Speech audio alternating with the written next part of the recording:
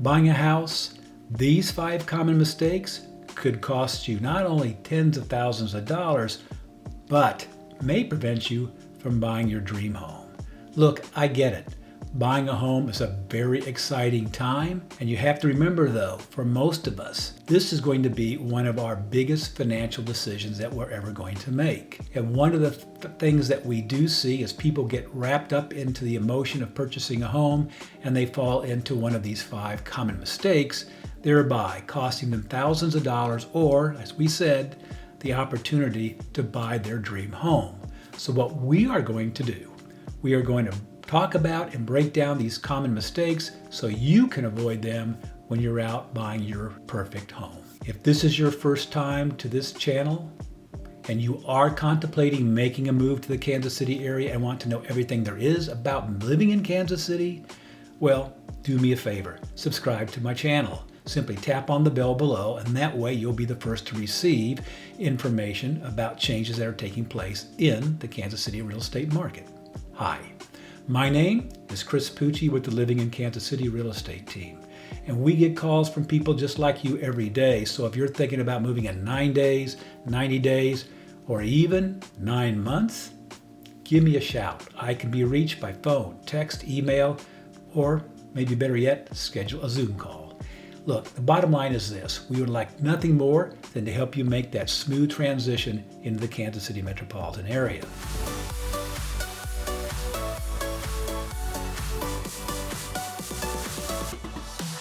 So now that we have the commercial out of the way, let's talk about the 5 common mistakes, starting with just focusing on the home and not taking a look at the neighborhood.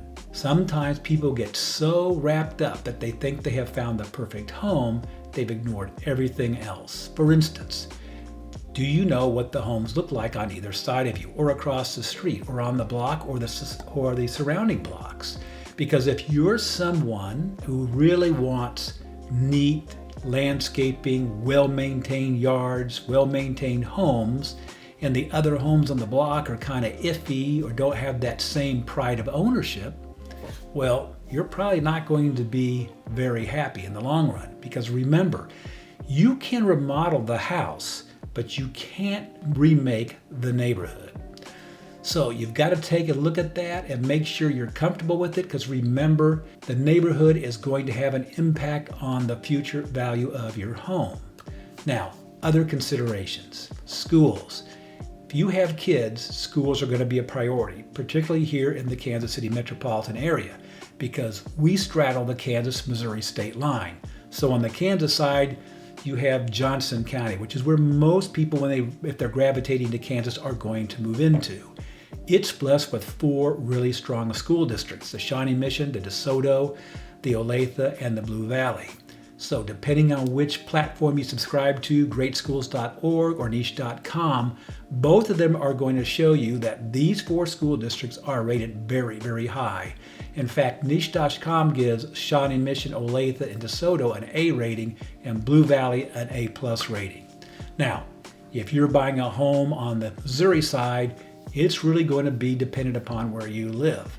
So if you're in the suburbs like Liberty or Lee Summit, you're going to have schools that are comparable to what you find in Johnson County. But if you are going to be in the Kansas City Public School District, well, that's a whole different discussion. And it's going to be incumbent on you to do some research to understand which school your house feeds into. And in fact, you're also probably going to end up looking at private schools as a potential option. Those are another reason why you don't want to just simply focus on the house. And then for a lot of people, safety and crime is a concern. So depending on, again, where you're looking to purchase a home, you might want to do some research.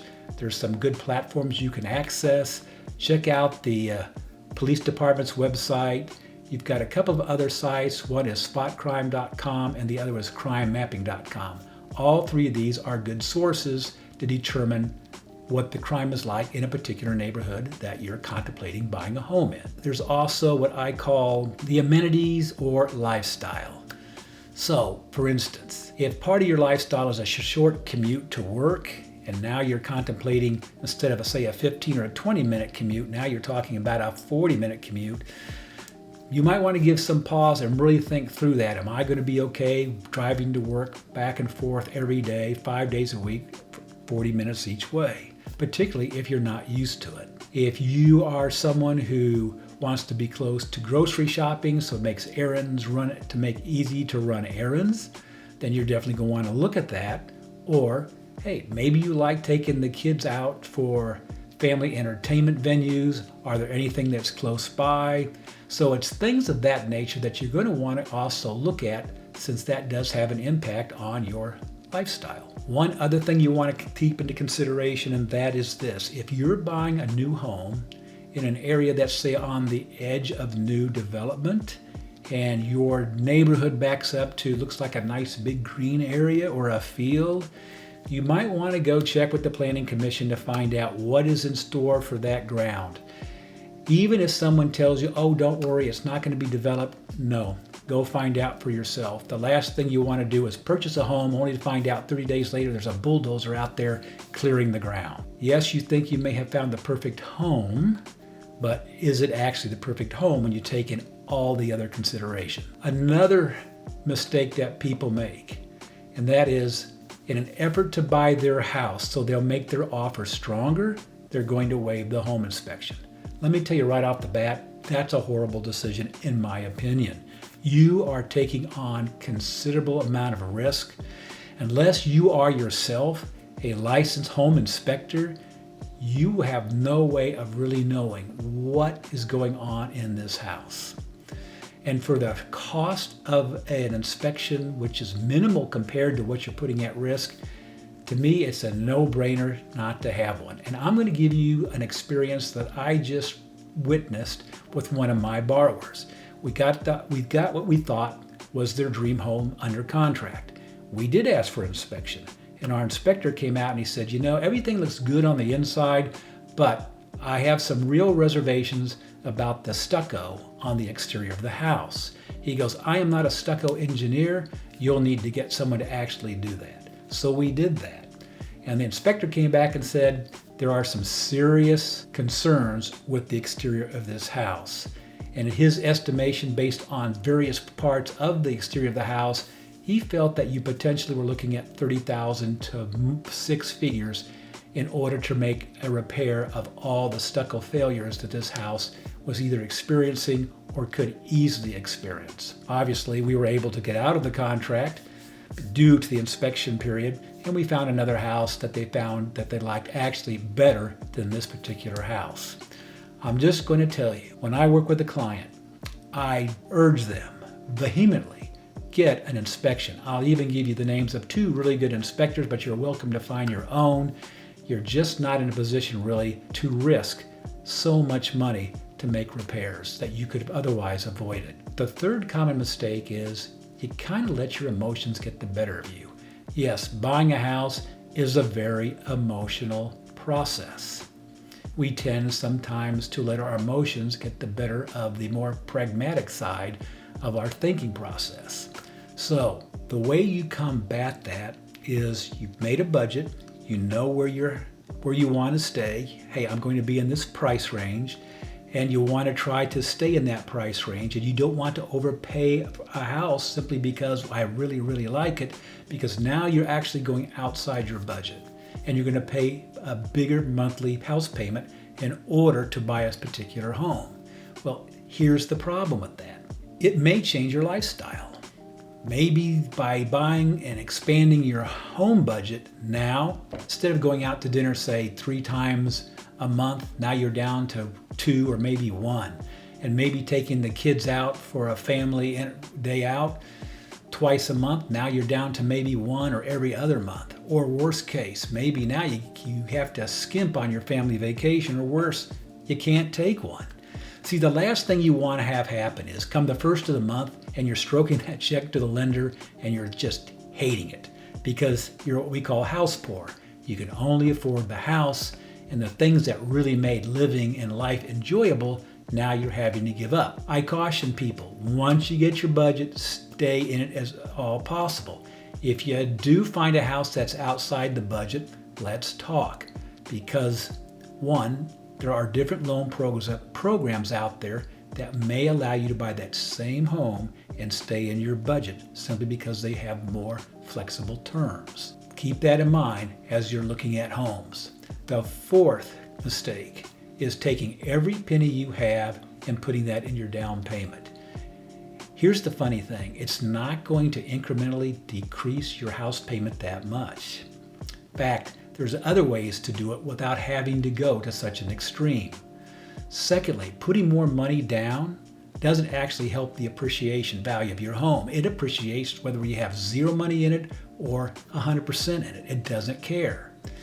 And by putting all your savings in the down payment, you still have to have some money for the closing costs. You still got to pay the mover. You may have to buy some furniture, and you won't have any money in reserves. And let me tell you something, even if you get a home inspection, this happened with another client. We got a clean bill of sale on this house.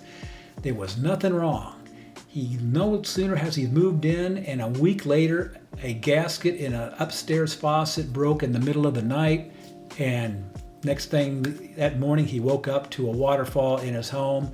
So he had to spend money to get a plumber and have to do all the work to take care of the walls that were damaged. So if you put all your money into the down payment, what are you going to do if you were to experience that situation? Put together a budget, how you're going to do the process, and do your best to stick with it.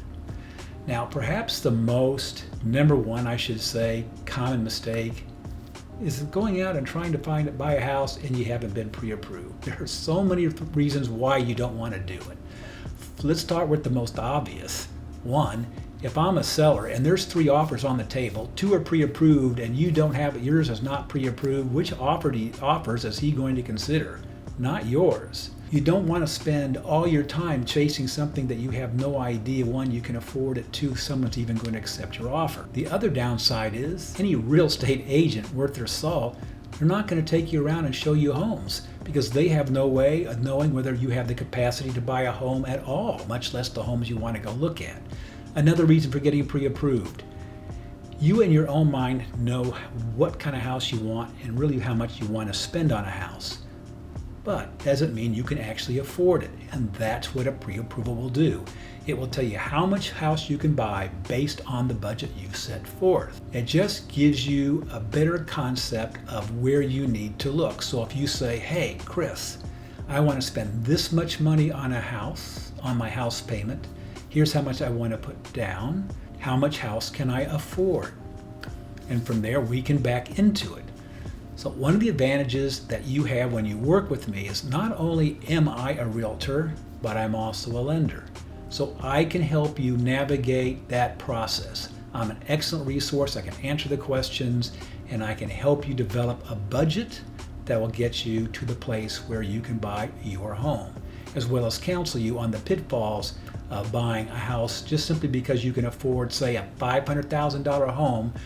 Doesn't mean you want to buy a $500,000 home if it is outside your budget. Again, you're talking about your lifestyle. So bottom line, at a minimum, get pre-approved. It doesn't cost a thing. And if there's a problem that you were unaware of on your credit report, now you can take care of it now, not after you get a house under contract when you're trying to get something done in a very short period of time. So there you have it. Those are the 5 common mistakes that people make when they're purchasing a home. Now you know what they are. Now you know how to avoid them. If for some reason you are truly thinking about making a move to the Kansas City metropolitan area and you have any questions regarding what mistakes or other pitfalls there might be out there when buying a home, or you want to get a little more information on getting approved for a loan, set up a time where we can chat. I can be reached by phone, text, email, or better yet, maybe set up a Zoom call. All my information is listed below. Like the video and subscribe to the channel. Until then, I hope you found this video informative and beneficial, and there's nothing more I'd like to do than to show you around Kansas City.